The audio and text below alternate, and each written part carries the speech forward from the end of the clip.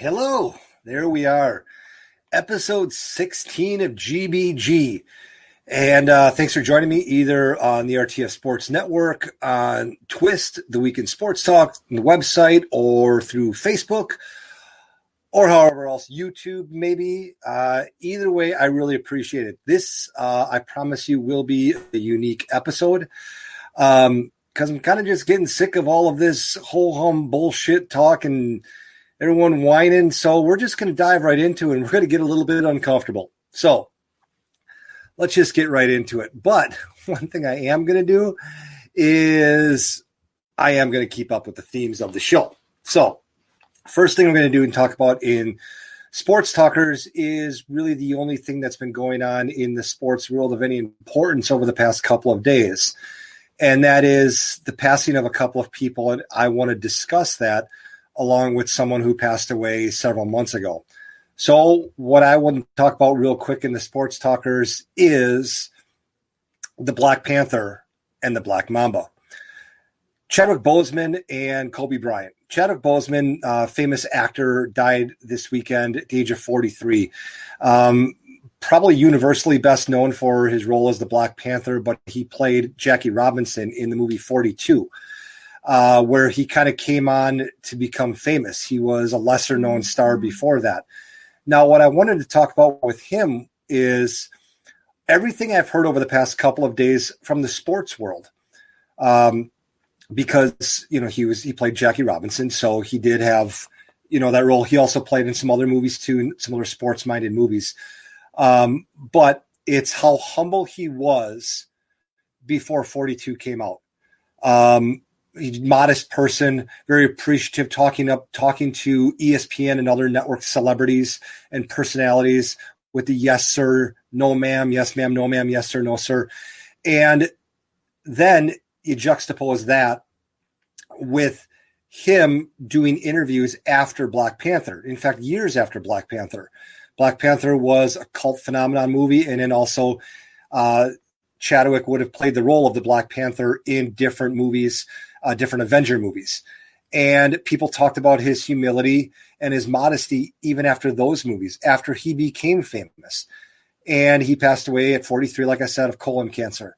He had been suffering and battling colon cancer for over 4 years, but no one ever knew. He didn't want that to define his life, his legacy. So he went on, fought, battled chemotherapy, radiation, everything you can imagine, and never talked about it. In fact, a couple of people today, when commenting on it, said that it just looked like he was losing weight for a role in a movie that he was doing.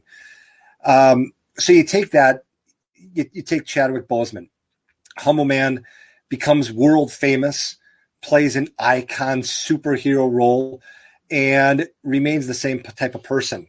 Now, Kobe Bryant passed away at the beginning of the year. Most people, if you think about it, don't even remember that happened actually in 2020 because of all of the craziness that's been going on. But Kobe Bryant, as a young man in his earlier time when he first started playing, was caught up in a court battle. It turned out that it was, first of all, he was alleged to have sexually assaulted a woman. And as it turned out, he was just unfaithful to his wife. When I say just, that's appalling. One of my foundations for what I believe makes me is I'm faithful to friends, to my girlfriend, anything like that. I'm a faithful person. So that's appalling to someone like me. However, in Kobe Bryant's case, his story of infidelity and adultery was plastered all over the media. And when it came out, he, tried to recoup and rebuild his relationship with his wife. And over the course of time, over the course of the next 20 years, he built up a relationship with his wife, with his daughters, to the point where after he retired, he was known as a great family man. Now, it took 20 years to build up that legacy, those feelings that people had for him, because when he was a younger man, he wasn't the most responsible, and he was, not responsible to his vows and to his family, the most important people you should be responsible to. But what did he do? He atoned for his mistakes, and he built up a legacy, like I said, to the point where he would do anything for his daughters or his wife. And what I find intriguing about that is we should not be defined by something that we did 20 years ago, 10 years ago, 30 years ago, whatever the case is, as long as, here's the tricky part, we learn from our mistakes and we learn from history. You know, there's a lot of people out there right now that are trying to erase our history. And I think, now granted, I went to school and studied, like I've mentioned before on this show several times, I've studied history. And I think it's important to learn from our history, good and bad. Not everything is a utopian society. We're not living in a world where everything is, you know, peaches and cream. We have to learn from the bad stuff too. What you do is you learn from the bad stuff to not make those mistakes again. You learn from the good stuff and know that it is possible to replicate those good feelings, those good scenarios, those good things that we dealt with. But like Kobe Bryant, we have to be given the chance to rebuild our image, rebuild our legacy. We can't be defined by something that happened 20 years ago or 200 years ago. We have to be able to move on. But everyone needs to be able to move on. If Vanessa Bryant didn't want anything to do with Kobe, she could have thrown him out on his ass. If Kobe didn't want to be build up and become a more mature, responsible father and husband, he could have said, you know what? Screw you. We're done. But they both worked together to rebuild their marriage and their family. And from all purposes, everything you hear, he did that. It took a long time, but he did it. He was able to rebuild from a mistake, just like everyone should be able to rebuild their legacy from any type of mistake. So the last one I wanted to talk about was John Thompson, legendary coach of Georgetown, passed away. He is, in my estimation, college basketball grandpa. He reminds me of my grandpa, not because he was a strong, big individual with a lot of presence, but because he was the type of guy who gave everybody a chance, fought for people to be given a chance, but behind closed doors, you better learn your lesson. Everyone today on the radio and on TV that talked about his legacy talked about how he, you know, whether it was Allen Iverson or Patrick Ewing or even Stephen A. Smith, a sports writer, would say, you know what, in front of the cameras, he was, I want this guy to have a chance. But then behind closed doors, he would wrap his arm around you and say, hey, what are you going to do with this opportunity that you got? What are you going to do? And if you made a mistake, he was going to be the first one to call you out on it. College basketball grandpa. Reminds me a lot of my grandpa. The type of guy who, to everyone else, would cheer me on. Behind closed doors, if I made a mistake, it was, Gregors, you're better than that. That's how I remember John Thompson, just college basketball's grandpa. Moving on. We're going to go into Your Better Net. Your Better Net this week is NBA basketball. And on Wednesday night, the Milwaukee Bucks, yep, I cheer for the team. Don't cheer for the personalities. I cheer for the team. Walked off the court or didn't come out to the court and wanted to protest the shooting of an individual by Kenosha, Wisconsin police officers. So then they canceled basketball for a few days, and lo and behold, basketball is back on Saturday. Here's the thing, basketball, NBA. If you guys wanted to do something, great. But what you're doing is you guys just became irrelevant in the sports world for a couple of days. In the sports world, you were relevant. What are we going to do? You know, behind closed doors, TV executives. What are we going to show on TV? We had this game scheduled. We had that game scheduled. What are we going to do? But for the most part, after the first couple of hours, they just threw on reruns of something. Maybe The Office or, Friends was just being replayed more often. I don't know, because you know what I did? I changed the channel. I did something else. It wasn't that important. Here's the thing, NBA. You guys were given a great opportunity for your platform, whatever that platform is. If it's get out there and vote, if it's Black Lives Matter, whatever the case is, you're entitled to your opinion. But don't spit on the opportunity you were given. Don't walk away. If you guys want people to understand the social injustices, play your game. The NBA gave you guys the opportunity to put slogans and sayings on the backs of your jerseys. The basketball court in Orlando that you guys play on says Black Lives Matter. After the game, you hit a game-winning shot. 50 reporters are in your face and they say, how does it feel to hit that game-winning shot? You interrupt them and you tell them how you feel about whatever social injustice you're passionate about. I don't have to agree to it, but use the opportunity. What you pretty much did is you said, you know what? We want to change. What are you going to do about it? Oh. You're given an opportunity. Work with it. Do something about it. Use that opportunity. You are the only people in the world who are given cameras and given microphones in your face. I want to hear what your stance is so I know whether to agree or disagree or voice my opinion on it. But when you walk away from the camera and when you walk away from the opportunity, what are you achieving? You wanted to draw awareness? You drew awareness to the sports world. You know what that means to politicians, to lawmakers? Nothing. They couldn't care less if you guys play or not. Now, if you do play and you do influence other people and that carries on and that becomes a snowball going down a mountain, that's what's going to make change. Not you guys walking off the court, especially in an arena that doesn't have any fans. You didn't even inconvenience anyone. At least when COVID happened, you had arenas full of players or full of fans. And when they made the announcement on that Tuesday night or Wednesday night or whatever that was back in March, and they said, our games are canceled. So-and-so was contracted COVID. You at least inconvenienced 12,000 people who now were aware. And, you didn't do anything in this case. Literally everyone like me just said, oh, that's too bad. Click, change the channel. Use your platform. You got a soapbox, stand on it. Okay, so now for my moment of Zen. What I want to talk about were several different things that happened a couple over the past couple of days, but some of them over the past long period of time. I like to go to the park with my kids. My kids are now 12 and 9. I've mentioned this before on my show. I like to watch the way they interact with other kids. When they were 7 and 4, and they were at a park and they're playing, I mentioned this before, like I said, playing with kids of all different races and ages, just enjoying life, having fun, not giving a damn about the race or the gender or the ethnicity or what their parents' sexual orientation was. They just wanted to have fun with kids. Fast forward to my kids this past week. We're at the pool. There were kids in the pool of all races, all ages, all ethnicities. My kids were playing with them. They didn't know what their parents' sexual orientation was. Didn't matter. They were just having fun as kids. Then yesterday afternoon, I went to my girlfriend's son's football practice, 7-on-7. There were kids of all different races, all different ages, freshman, sophomore, junior, senior, black, white, Hispanic. Maybe there are some Jewish kids there. Don't know. Nobody cared.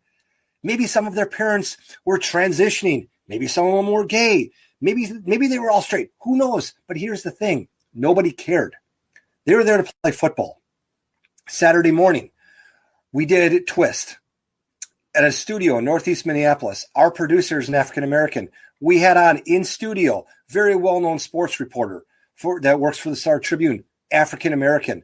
We all interacted great. We had a great show. We talked about different issues in the world of sports, touched on some social issues. But you know what we did? We all got along. Nobody cared. Nobody cared that I was white or whatever. People care on our show more that I'm from Wisconsin and I support the Packers than I'm a 6'4" white guy or the guy sitting next to me was a 5'8" black guy. Nobody cares about that. So what's my point? My point is,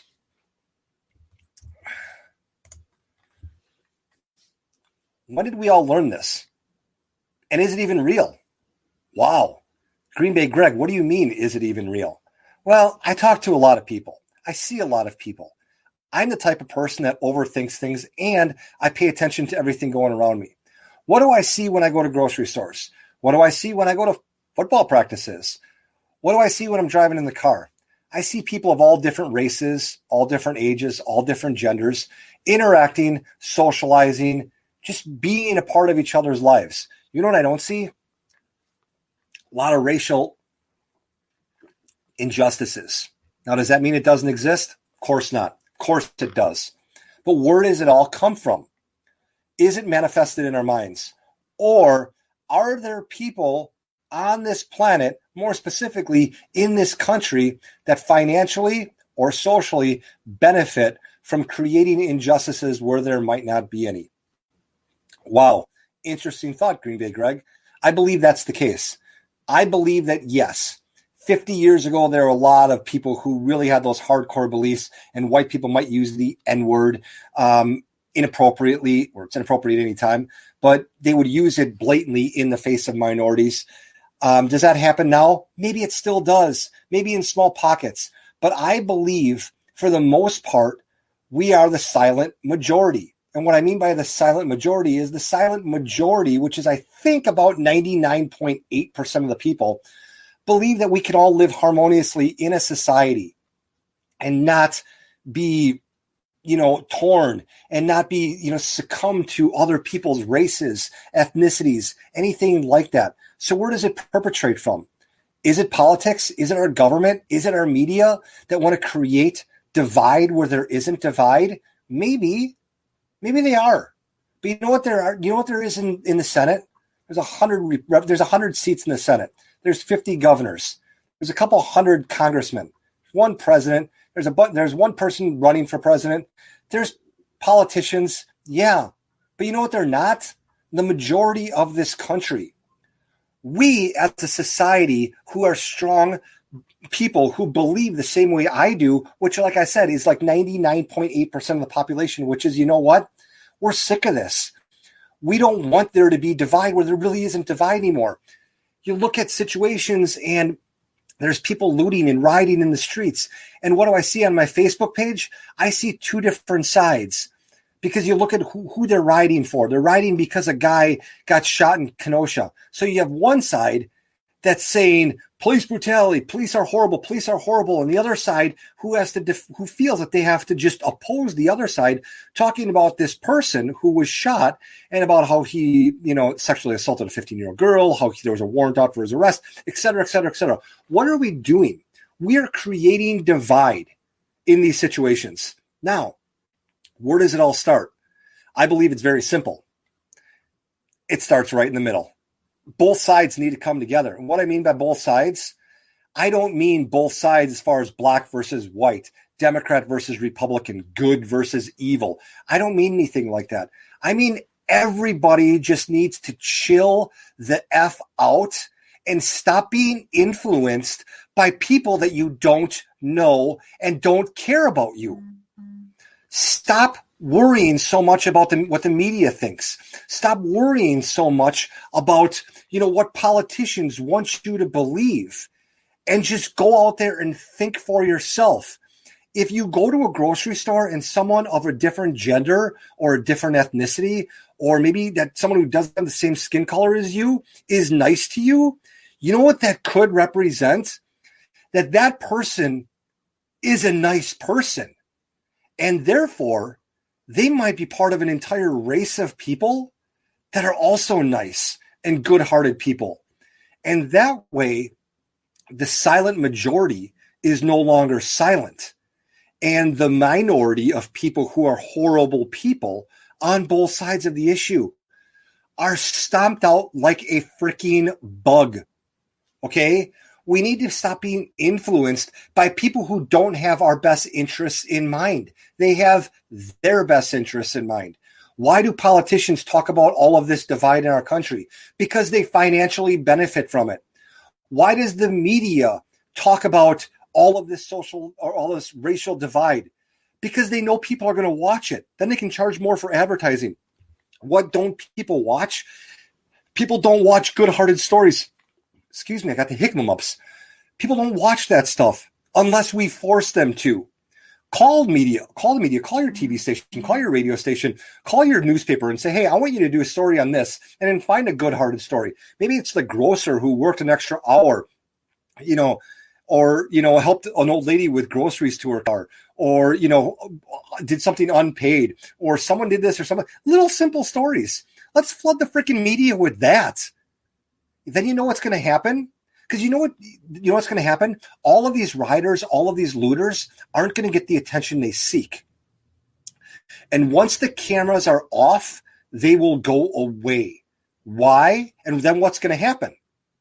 The intention of these protests, which was supposed to be, peaceful protests in the same ilk as Dr. Martin Luther King, discussing peacefully social injustices. Well, if the cameras aren't there watching people burn down buildings, you know what's going to happen? There's going to be more time for people to sit down in a civilized manner and discuss these things and discuss how these situations can be fixed.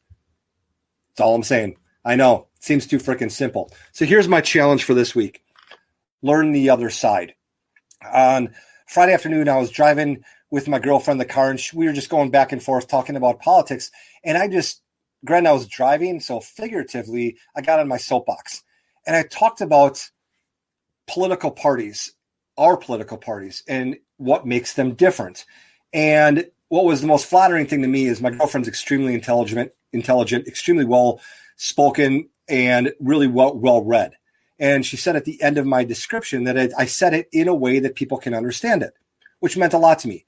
Why? Because I think that we get caught up in a lot of jargon and a lot of terminology, and people lose sight of what the parties stand for. And I'm not talking gun control versus freedom of the Second Amendment or abortion, pro-life, pro-choice. I'm not talking anything like that. I'm talking about the fundamental beliefs of our political system, our democracy. And what we really need to be cautious of as a society is that the idea of a democracy, if you really look at it from an economic standpoint, is not designed to last forever. They're only designed to last like 200 to 400 years. Why? Because I can call me up sometime. I'll get into it with you. But the whole idea of the system is being, thrown at. Right now, we have two different opposing parties looking at which way are we going to go. So here's my challenge to you, like I said. My challenge is look at the other side. Whatever beliefs you have, whatever stance you have, look at the opposite side, whether it's the opposite political party or whether it's the opposite race or maybe someone of a different gender. Look at what gives them their beliefs, because you know what they're not? They're not a bad person, just like you're not a bad person. Their beliefs and their feelings came from somewhere. So if you learn what someone else's feelings are and you learn what someone else's beliefs are, you will then learn probably what the foundation of those beliefs are, where they came from. You'll have a better understanding, and you'll also probably strengthen your own beliefs, but you'll be able to talk civilly and rationally with someone else that doesn't have the same beliefs as you without it turning into a Molotov cocktail into someone's grocery store window or stealing TVs out of a Best Buy. It can remain civil where people can just figure out a way to come together and agree to understand each other. Not agree to disagree, but agree to find a way to understand and accept each other. That's all I got, folks. Hopefully you enjoyed this 23 minutes. Take it easy. God bless.